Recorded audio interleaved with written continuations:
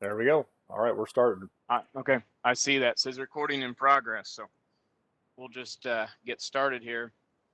So just want to welcome everybody here to this podcast. Normally I'd say I was the host, but Clint Prange, who's joining me here today, started all this since I was in the combine. And for some weird reason, I don't know why, they don't hardly want you to do it from a mobile device. They want you to do it from a computer or whatever. So today I'm out here in the combine. I had some thoughts going through my mind, and Clint Prange has been on here before a year ago. And as you may remember, he has a background in finance. He's worked for FCS Financial, if I remember right, Clint, Correct. Yep. in Yep. the past. As what was your role there I was a loan when you were officer. there? I mean, I think Yep, assistant vice president, but yeah, loan officer pretty much is what I was doing. yep. And so, as some of the thoughts I've been thinking here recently as it relates to our current economics, if you want to call it that, in farming and agriculture, and then our supply chain issues we have. So, we're going to dive in, ask a few questions, talk about going forward. Do we need to pivot from some of the fundamental ways that we've been operating in the past, with sort of like what I call just in time logistics, where we Mhm. purchase products, maybe we prepay them, but we take delivery and we plan to use them or return them. And we don't like to sit on anything and try to be as lean as we can as a farm. Does that change with our supply chain? And them are some of the things I wanted to talk about. And before I jump into this, I'm just going to preface this with this thought is some of this stuff we're going to talk about is candid and open, Right. and it just depends. Like as Absolutely. John Skinner, our agronomist, says, when it comes to agronomy and we're asking general questions, it just depends on our situation. But the goal is to air and share and to open up different avenues of thought, different ideas, different plans that could be formulated this time of year and going forward. So Well, and I'll and anything I'll we need to, well, and I'll preface that too, Wendell. I mean, yeah, I am by no means an expert in logistics, or I don't have any degrees on those parts and pieces of it.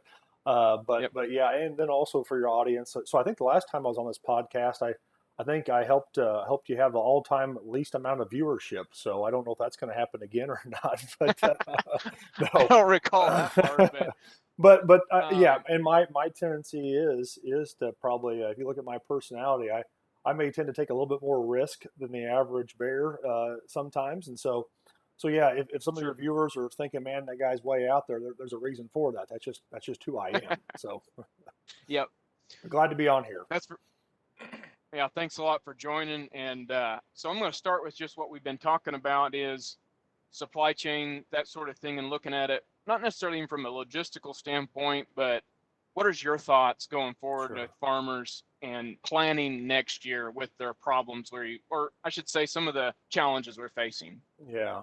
No, you sent me that idea on a Saturday morning, and I thought, man, that's an interesting topic because you can go a lot of different ways with it. And you said something there that I think is key earlier, and that talked about fundamentals. And no matter what the situation that you're in, I don't care if we're talking about business planning, if we're in a crisis of maybe even different sorts. Uh-huh. Knee jerk reactions typically aren't the right reaction to make, and so I always go back to fundamentals, profit and loss, P&L, and then Yep. also thinking about from a big picture thinking. I think one of sometimes some of the mistakes that we can make in production ag is we do get caught up in the year to year cycle, and the reality is we're in this. All of us typically are in this for a hopefully a lot longer than just a 1 year cycle. You definitely have to be paying Yes. attention to the year cycle, but looking at your 5 year plan, your 10 year plan, and then also tracking back to your historicals as well too. That's the trying to bring all the information into one versus Yes. just trying to think about it from a year to year basis. And so I know that's the thing right now. I heard over the weekend, anhydrous up this direction. I'm not trying to cause any fear mongering. I've heard $1,200 a ton. Yes. All of a sudden now, and of course we've all heard P&K prices, and we've heard people. Well, you might not be able to get your hands on this, on fungicides or insecticides, you name it, Yes. because the reality is, I mean, Yep. supply constraints are it's a factor. It's impacting all segments of business, not just the ag input side of it. Yes.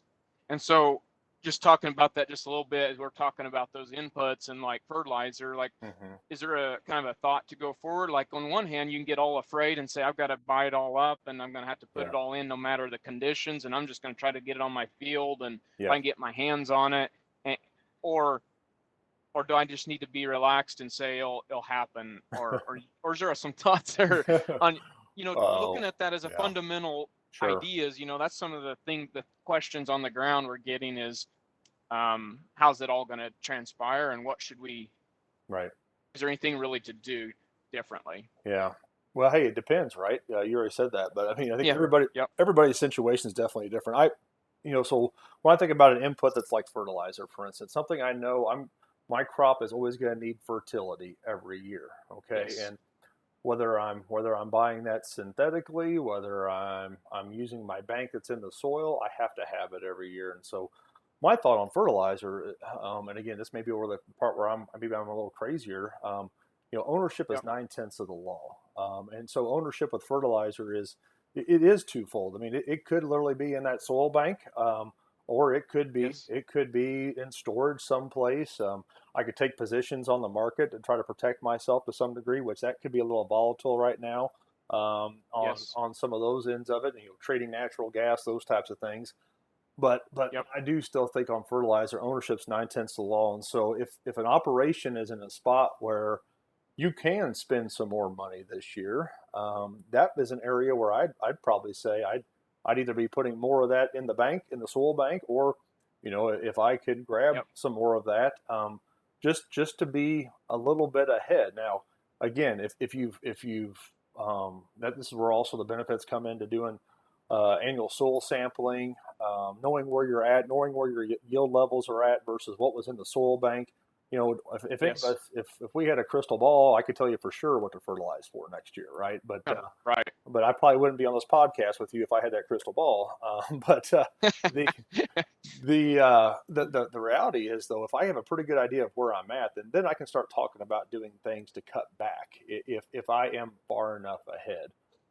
But if you don't have that information bank there, that cutting back piece can be a 1 year site that could cost you for 4, 5, 6 years. Okay. I just Yep. just I've seen soil fertility train wrecks happen in my past on that end of it, and does it happen all the time? No, it doesn't. We Yep. we may cut back and have a drought next year, and Yes. you look like a complete genius for that type of Yes. scenario. But I don't know. Banking on a failure every year, I feel like, is never a great thing to be going out from a business wise Sure. standpoint. Because we've got things, right? We have things that we didn't have at points in the ag career. We've got crop insurance. We have some of those commodity protections that Yep. are going to be there for us. And again, this gets into a deeper piece of it, but you start thinking about long-term projections on demand for food and such. I mean, it looks like it's going to be strong.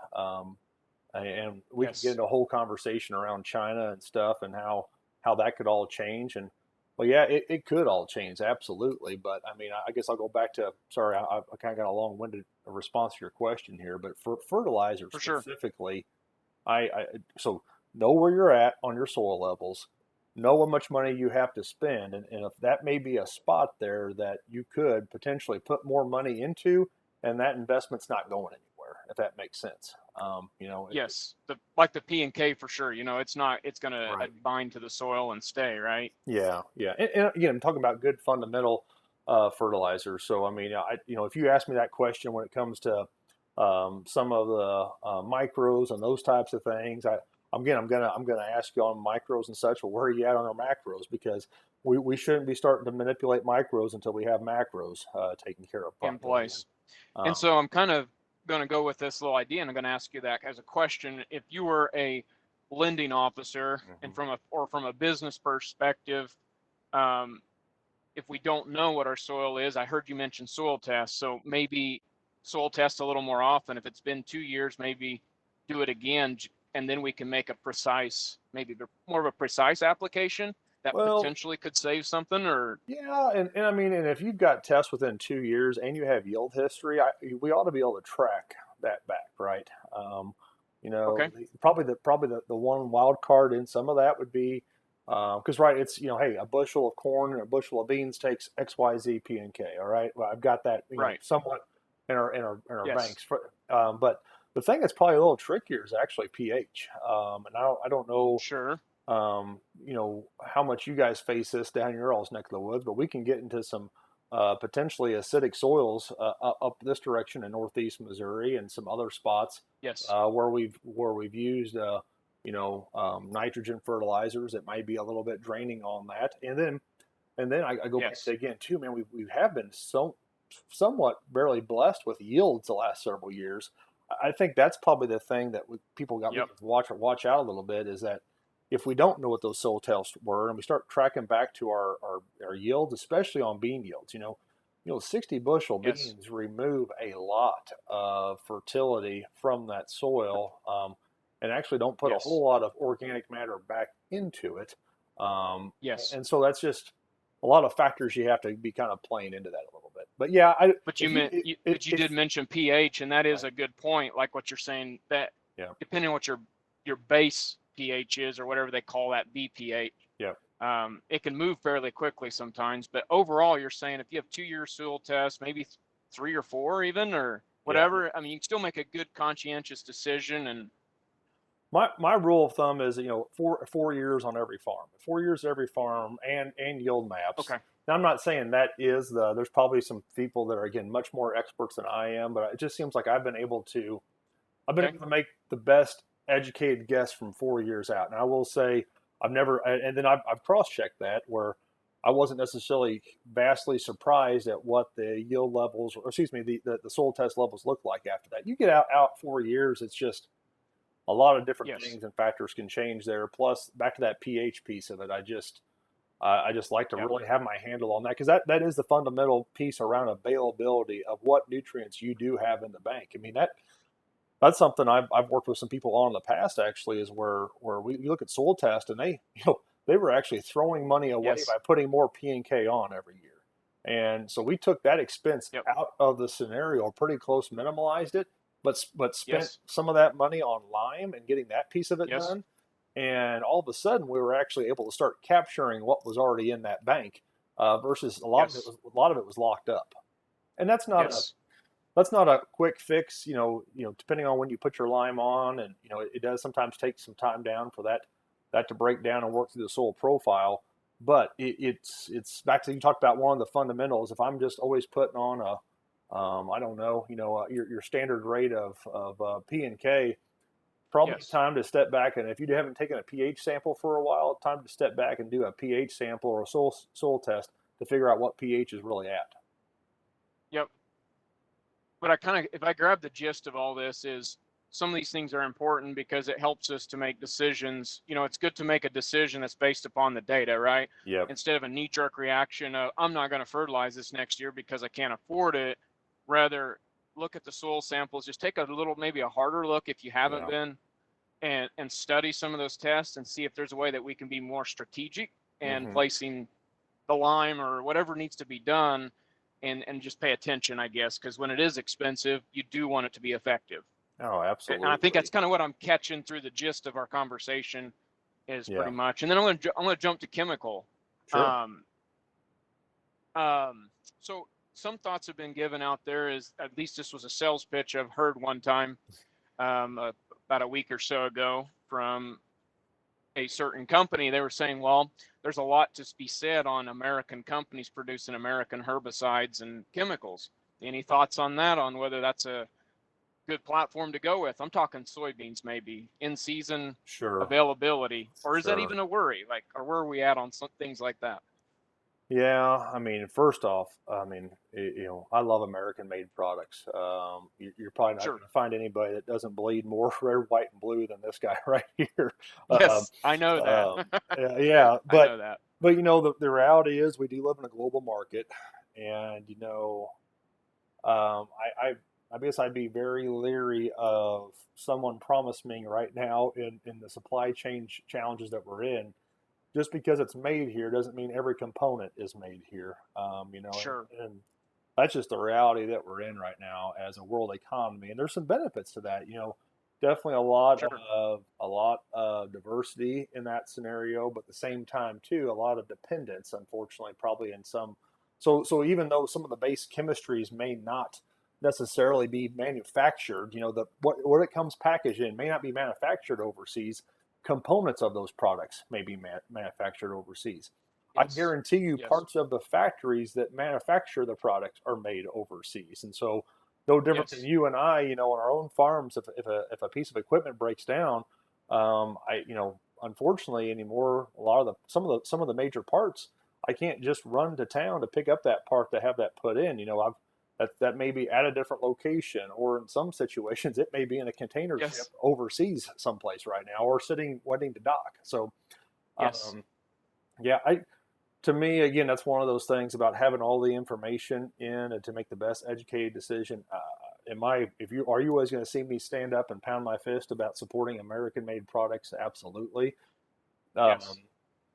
use someone using that as their way of trying to tell you that it's going to be, oh, well, it's guaranteed you're going to have it. There are no guarantees in life besides Yes. taxes and death. So, uh, Yeah, and, exactly. and and in another spot, I mean, another guarantee in life is our love and of our Lord and Savior Jesus Christ. But that's not going to guarantee I'm going to have my chemistry for me next year. For sure. It rains on the just and the unjust, I guess. Amen. Um, but look, and I appreciate what you said there. I think that kind of helps shed some light from my perspective too on that part of don't look at a decision maker if it's the wrong thing for your farm and that's your full decision is I'm going to try to make sure I've got the supply chain figured out. I want to make sure this chemical is coming from a really good source. Well, what if that doesn't work and you are unhappy with the platform you are on because it wasn't working, for you, Absolutely. Yeah. and so Absolutely. wherever we're going is make sure it's right for you and your farm and it makes sense for what you're trying to do. Yes. Um, Yes. this covers a lot of what I was trying to really ask into, and it just kind of Hmm. helps enlarge. But Yeah. I'm still going to go back here. I'm going to circle back and talk a little bit about again the just-in-time theory. And the reason Yeah. I'm going down that road is I read an article. I normally don't open up some of these magazines that come in the mail, but once in a while I do. My grandpa usually gives me a heads up. He'll say, "Hey, you need to read this article," because he reads them all. Sure. But I read this one article about eliminating farm waste, and it really intrigued me. It was enough that I started doing a little studying on it and trying to figure out, you know, farm waste. What are we talking about? Is there waste in our time, or what's all of our resources we could be Yeah. possibly wasting? And that's kind of what kind of governed this whole podcast. And that's why Awesome. I want to hear what you have to say a little bit down that line. Is they talked about just in time deliveries. Well, Yeah. Toyota kind of streamlined that back there in the day with their what they called the Toyota way, Yeah. where parts would arrive just in time. But what's your thoughts on a farm and Well, farm waste and or just go? no. So, I mean, and I totally understand again the premise behind what we're talking about, because at the end of the day, what just in time or even doing the things that we've always done them this way, what that really is a function of convenience. Okay, and a function of convenience, reality is I don't want to worry about that. So let's just and that Yes. simplifies it down probably too much. And I don't mean to Mm-hmm. insult anybody in that process. So please, because I fall victim to that as well too. I mean, Yep. I don't want to worry about it, so I'm just going to do it that way. And that to me is probably some of the areas that some of the biggest waste does occur at the farm gate. Anytime that you take the decision further away from where the action actually occurs, Okay. and Yep. that's leads a chance for error, because those further away decision factors have something other than the farmer's profitability at the heart of them. And it's Yep. not because it's not because it's a bad space. It's just, and again, we use a retailer on our farm to do spraying on our acres, and Yep. at the end of the day, they do as good a job as they possibly could do. But the reality is, they're not paid on my profitability. They're paid upon their profitability. And now, Yes. yes, you could say, well, shoot, if they don't do a good job, they're going to get fired. Well, That's absolutely right. So they try to do a good job, but at the end of the day, that machine Yes. and that operator, they're worth so much per acre, per hour, per day for that local farming business or entity Yes. input business. And so that's a And that's, give go ahead. to Sorry. give an example. Oh yeah, I was remember what you were saying there about um, trying to rephrase what you just said, but you're Mhm. talking about sometimes that's just kind of a symptom of not wanting to deal with it at the time or whatever. What do you giving me an example of what you're talking about a little bit Mhm. Sure, sure. like Well, I'll give you an example as far as like okay, well, back to the fertilizer piece of it. Okay, so we're having a deep discussion around, you and I just did about some of the logistics behind it, what's some theories yes. behind it. Um, Yep. some folks don't want to have that conversation, and they'll just call up the retailer and say, hey, I want to raise 60 bushel beans next year. Go ahead and hook me up Yes. with what I need. Well, if the fertilizer guy doesn't take the time to ask the questions, to do some more probing themselves, again, the Sure. farmer has essentially put that part of his management into the hands of the retailer, which, hey, Sure. that retailer may be spot on. Hopefully that person's a really good guy. They're doing a little bit of research. They've Sure. earned that trust. But the reality is they can only make a decision as good as what information they've been given or the questions For and sure. discussion that's happened. And so they may be undershooting that farmer, they may be overshooting that farmer. But Sure. that reality is at the core of it, the farmer's like, you know what, that's just a risk I'm willing to take because I don't want to mess with that. Gotcha. Yep. So that would be a real example that I've seen play out many times. Yes. And okay, that makes sense to me. I'm tracking there Yeah. now. I think Yep. another one I've seen too is, kind of tying to that comment that you're talking about with soybean herbicide platforms. I've had some people say, well, I got to check to see what my retailer is going to spray next year, or I got to see what they're going to do. And Yep. again, this is just my personality here a little bit, but I'm like, wait a minute, I'm the one that writes the check, okay, as a farmer. Right. They're Right. they're either going to do what I want them to do, or I'm going to go to somebody else to do what I need them to do, and that's just Yes. again my personality is probably a little bit that way, and I Well, understand but everybody's got to work in there, harmony too. yeah, sure, you have to work at harmony. But at the other hand, what I think what you're getting at is sometimes there are situations that's best for the crop, best for me, best for the farmer, whatever you want to say, best for the Yeah, grower agronomically, but one feels handicapped that you can't even do that because someone's unwilling to provide their piece to that. yep, So, yep, and that's really the real answer is what's the best for the success of the operation. That's where we yeah. start, and that's where a farmer needs to look at. So, Well, yep, and totally. the other thing is too, in times like this, I just, you and I talk about in our world of relationship in the business. I'm a big advocate. Relationships still in the ag business, ag world still control all, and so that's why it's so important to have a circle of or a table of influence. I always call it as a farmer, Yes. where that is my fertilizer guy that I trust. That is my ag Yes. finance guy that I trust. I want their perspectives on it because I know each of those individuals. They're going to treat it just like their butt is in my seat at the production table. Um, Yes. and man, if as a farmer, if you were ever listening to those people talk at your center of influence, and Yep. you don't get the feeling that they would treat this farm just like it was their own, you got to start Yep. asking yourself, are they do they have my best interest or their best interest? And Yep. that's another area of waste that I see. I just again back to always doing it that way that we've always done it. That's great, but if Yes. that person is there for a transaction and not necessarily on what makes you succeed, that's Yes. that's a tough that's a tough one for me to swallow. Yep. I think you've talked about that before about operations having that trusted advisor. They're a group of trusted Yeah, advisors sitting at the table yeah, and yeah. making sure that's on tack. Um, what about time management? How much value is there? That's not a big deal, right? We sit around all winter waiting for spring. So, Oh, I don't know if I could ever write a book on this, but I would, not because I haven't figured it out, but yeah, time management is huge, and Yeah, and so you've been around me probably to know I don't like to let a lot of grass grow underneath my feet either, um, and Yep. none of us in production ag do, right? I mean, I think that's one thing we've probably Yep. all realized, especially coming here out of the pandemic. I mean, the time that we have on this earth is precious, and so Yep. make sure you're doing all that you possibly can be doing, and make sure what you're doing matters. But um, man, I tell you, that's actually something.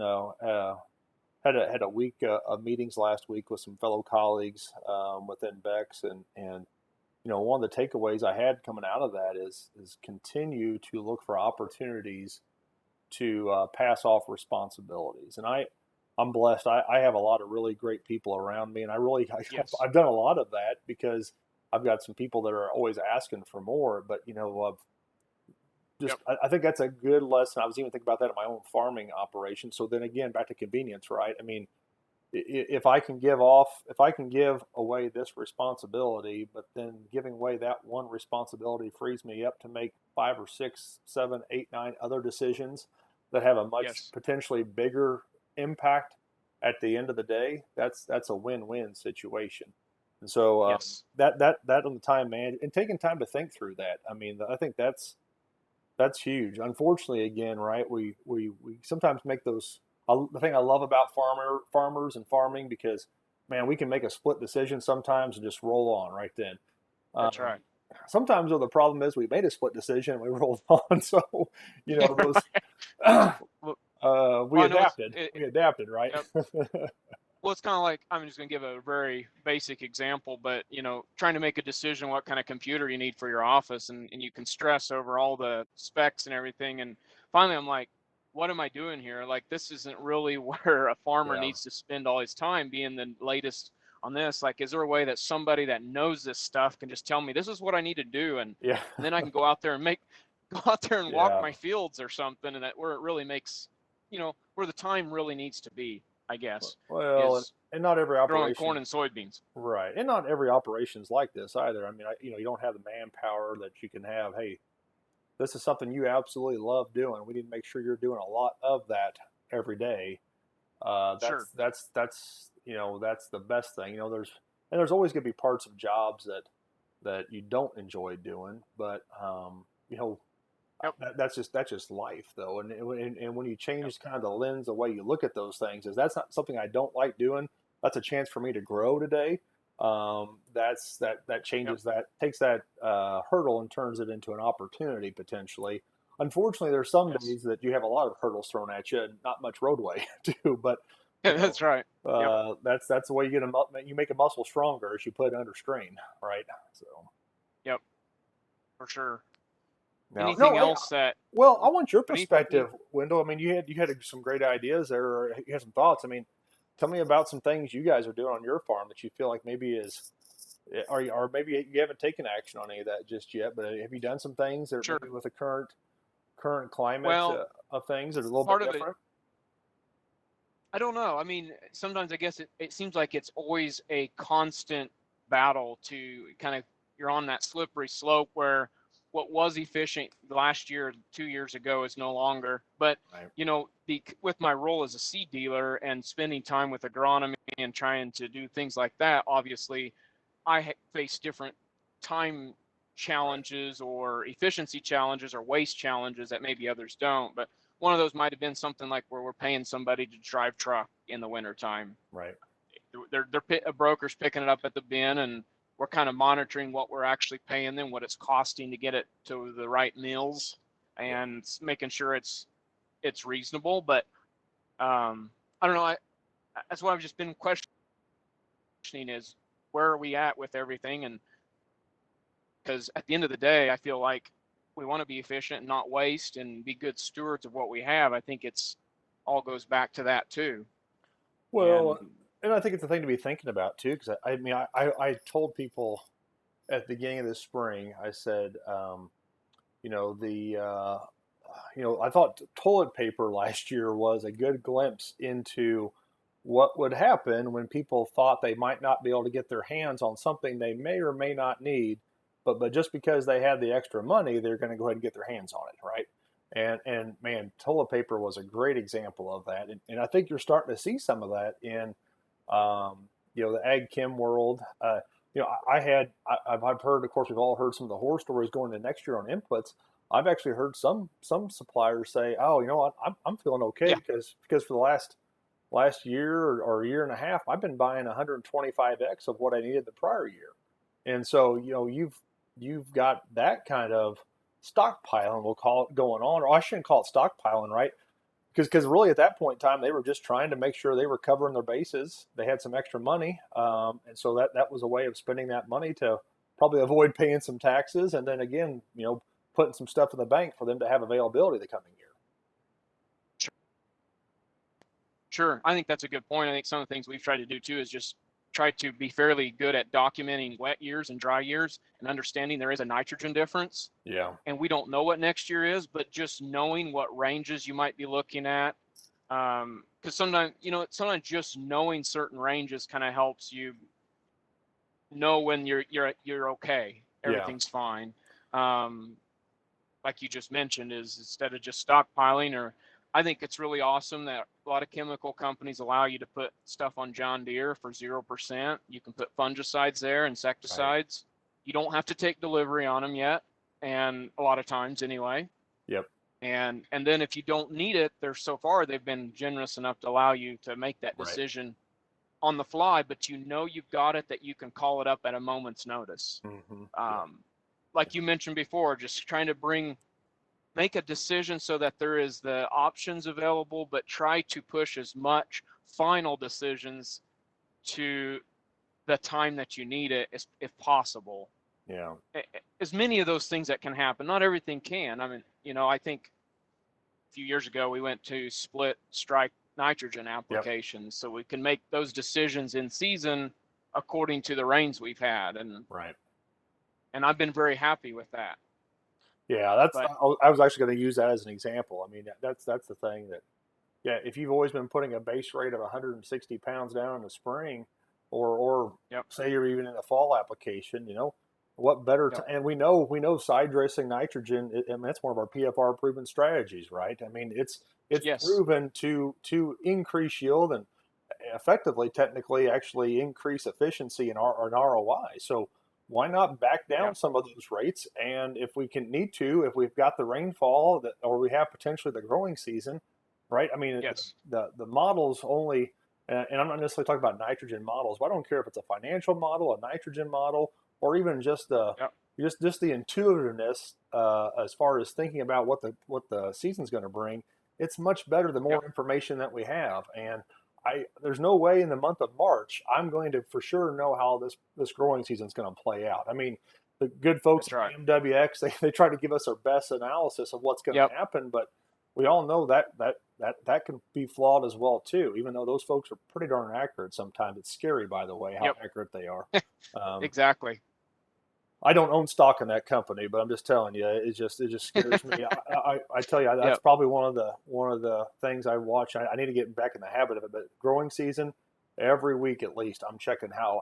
That's one of those models, right? That if I can make some that's right. predictions based upon what they're telling me, no, that doesn't mean that I Exactly. completely change my entire farming operation because of. Well, I heard the guys at BAM-WX say this, but it's another piece of information that I can make an educated decision on at that point in time. Exactly.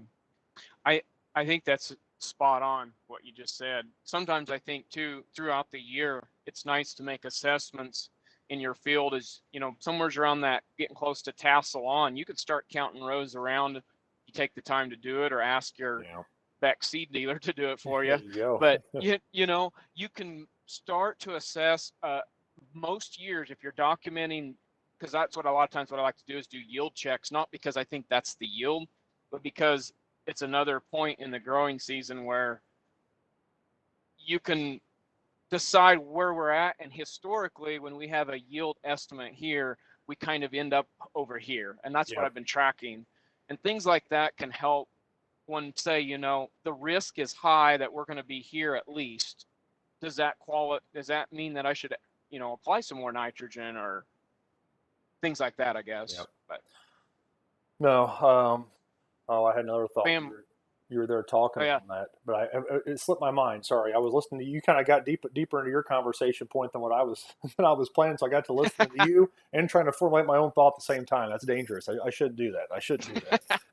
It happens. It Oh, happens all the time. well, Go hey, ahead. and you talked about that earlier, kind of going down this pathway about, maybe some of the fear mongering that's going on out there in the marketplace, Yep. um, and you weren't necessarily saying that that was fear mongering, but that's another reason I sometimes, again, Yep. my natural tendency is to always pump the brakes whenever I feel like I'm being pushed into something, and Yes. I've and right, the P and K potential shortages, those are potentially a real thing, right? Or you've got some Yes. that say, oh yeah, it's absolutely going to be a real thing. If you don't get it all on by X, Y, Z, you aren't going to get Yep. it on, type of thing. And just, I guess my Yes. comment around that is always make sure you're ground truthing those types of things. I don't think fear, well, I'm not a big proponent of fear anyways, but fear is Yes. not a reason to make that knee jerk reaction. I mean, I talked to Yep. somebody the other day that was talking. I mean, these are typically individuals that never lock in fertilizer prices in advance, and that's fine. But they finally made the decision to start doing that this year, and they said, "Well, if I don't do it, I don't think I'm going to be able to get my hands on it." Which, Right. again, that may be the best business decision for them. I'm not saying don't lock in fertilizer prices. Don't dare hear me say that. Exactly. However, what I am saying is what I could tell was they hadn't done a lot of ground truthing on that example to determine if that truly was in their best interest of their business. And so, You summed up very well. And market guys have a girl's name, they call that, right? Tina. There is Tina, no alternative. When Tina comes around and begins to talk to you, there is no alternative. Like you're saying, as you pump the brakes and take a pause and say, is this ground truth? Is this factual? yeah. How much do we actually really know about this? Because she'll take people for a ride in the market game. Oh, it's an emotion side of it too. I mean, it really is, right? Back Yep. and fear. While I talked about, I'm not a big fan of fear. I mean, fear drives a lot. Shoot, I mean Yep. it. But that's an emotion, right? It's not a Exactly. it's not a Yes. real thing. It's a very real emotion, but it's not with which one we typically say we should make a ton of decisions based upon. Whether you're up here high or you're down low, that's usually somewhere in the middle is the best place to truly make good decisions. Of course, Yes. though, sometimes the best teacher is experience from that, and I know I've at least been on both sides of that before. I'm sure you have too, on the Yes. up and down about making decisions. But yeah, just that's where I go back to again. That's a. I go back to those relationships. Those relationships that you have are a good relationships. Those are worth Yes. their weight in gold. Because they will Yep. not steer you the wrong direction. And those relationships could also be those people that can say, "Hey, wait a minute, I'm not that fearful about it. Yeah. We've got some alternatives. We've got some other ideas that we can do if this one doesn't work or this plan isn't the best. Yeah. Let's give it a few days. We'll make a good Well, decision." and those relationships are typically also very well connected with other relationships too. That's I think some of the best advisors that I've ever had the pleasure to be around. I mean, they realize they don't have the answers to everything, but they know probably five or six other people that they should make a phone call to if something does Yes. show up as a bad situation, and that's worth it. Yep. I mean, that's where I go back to that relationship network is so important. Yep. Yep. Feels like um, it's really good when you have someone say that. I have a team that I can run this by. Yeah, yeah, that's again back to the passing that stuff off, right? There's just some things that again ultimately the farmer needs to be the one that makes the decision, but all the That's right. background, all the fact checking, that kind of stuff. That's where that relationship. I'm like you. I feel like I shouldn't have to type in like what's the best knife for my anhydrous applicator, right? I should be able to make a phone call and that Yep. person tells me which one it is. He tells me all the ones that it's not. It's the same thing on seed Exactly. corn, seed beans. That's the place we want to be in with people. Is we're telling you as much what not to do as we are telling you what to do, and Yes. that's a good spot to be in. That's right. And so make sure you have that team, your trusted advisor at your table. Be aware of some of those human emotions that take us all for once in a while for a ride, Yeah, absolutely. and to slow down, be safe, different, and make conscientious decisions. Yes, absolutely. Absolutely. You couldn't have said it and summarized it any better than that. Is there anything else you have to do a follow up or to what we've discussed, or something else that's on your mind? No, I can't think of anything right now. I don't know. I wish I had an answer for $1,200 a ton anhydrous going into the into this Yes. fall or spring. I'd like to say that well, we've seen it before, but we've never seen this plus COVID plus supply constraints plus Yep. in the current administration. But I guess the Yep. one thing I will say though is okay. I don't know. The positives of ag continue to outweigh the negatives, and one Yep. of the positives that we just I can't shake, and this is where I'm still going to be positive for a long time, is we Yep. have a world population that is still the lowest poverty level that we have ever seen. That doesn't mean we've got that fixed everywhere. There's still Correct. way too many hungry mouths. Way too many hungry Yep. mouths. If there's one Yep. hungry mouth, we've got one too many. That's too many. Yep. Um, but the vast majority have dollars that they can buy protein and food sources, and Yep. so and once they've known what that is, not to be hungry, they have a very even sometimes when they try really hard, they will not go Yes. back to being hungry. That's so I think that's a positive for ag because we are the we are the backbone of that food chain right now. So Yep. that's a positive for us. But yeah, there could be some bumpy ways along the way. I mean, just praise the Lord for these good commodity prices. But I still haven't factored in with inflation. I guess I should something I should research a little bit. But like if is $5 corn the new $3 corn? I haven't really taken my time to Sure.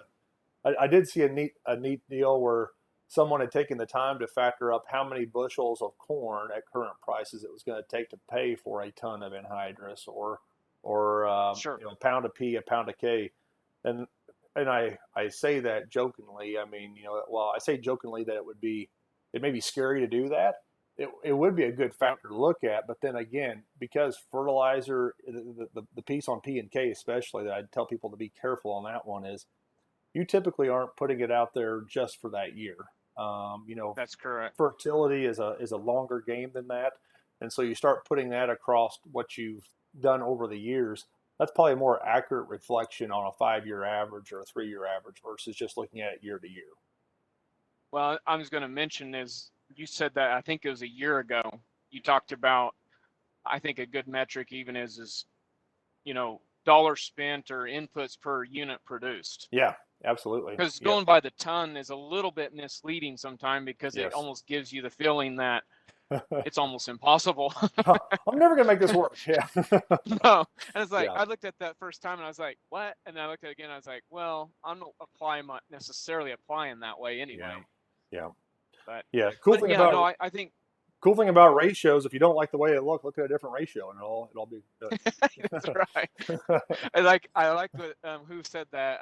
If you manipulate the data long enough, it will eventually tell you what you want it to. That's right. That's right. Or if you torture it long enough, I Yeah. think is the way it says. That's the beauty of statistics right there. But That's right. no,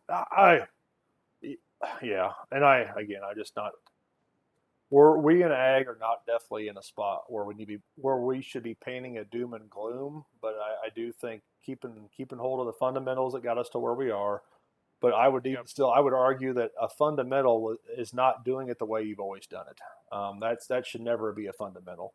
Yep. Fundamentals are those things like we talked about, finding out those key ratios, having that dedicated team around you or committed team around you to make the right Yep. things happen. And you said something that I think is just probably overarches everything. Doing what's right for your operation. Yep. And doing what's right for your operation, it very well may be having somebody go spray your fields, putting the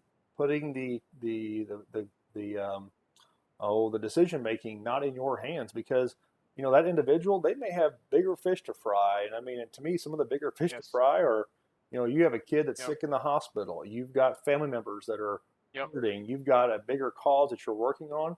You don't also need to be wrapping your mind around some of those other things as well too, in my opinion. Yep. And you also mentioned earlier, another fundamental to me is fear. Like you mentioned that. Yeah. And to me, that never changes. That's going to be with us. That's an Oh yeah. emotion that will always be. It doesn't change with markets or the cyclical times, really. I mean, Yeah. we're always afraid. When it's low prices, we're afraid it's not going to make it. When it's high, we're afraid we're not going to make it because everything else is coming up and it makes it more risky. So Yeah.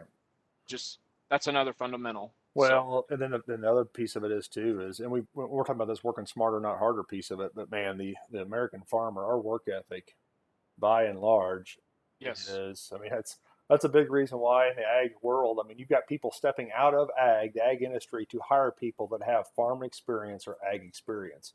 The work ethic Yes. within our community is out of this world, and so there might be a Yep. lot of reasons we aren't going to make it, but working is not one of That's right. them. That's right. We've got that piece. Yep. No. Well, Well, in wrapping this up, I think you've already covered a few more tag-ons, and just wanted to say thank you again for your time and being here with us today. yeah. Thank you, Wendell. I'm glad it worked out, and always fun to talk to you, man. Yes, it is, and I want to give a special thanks to you and everyone who made this podcast possible on Agronomy Moment, and also to one of my customers, David and Cody Yarick. They recommended this headset. I don't know how it sounded on your end, but Oh, it's great. it's really doing good on noise cancellation. Today it worked out. I was in the combine and I wanted to do this, and Clint mentioned he could, and so I decided we're going to do both, right? Hey, Combine and talk. hey, I own one of those headsets as well too, and I'll tell you, they are light. I may look goofy while wearing it. You look great while wearing That's yours, right. by the way.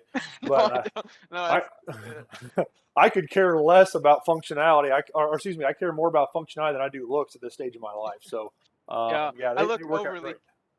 I look like I'm about ready to command a 747 onto the ground or something. But anyway, we'll catch you later in the future, hopefully. And thanks again for coming. All right, sounds good. Take care. Thank you, Clint.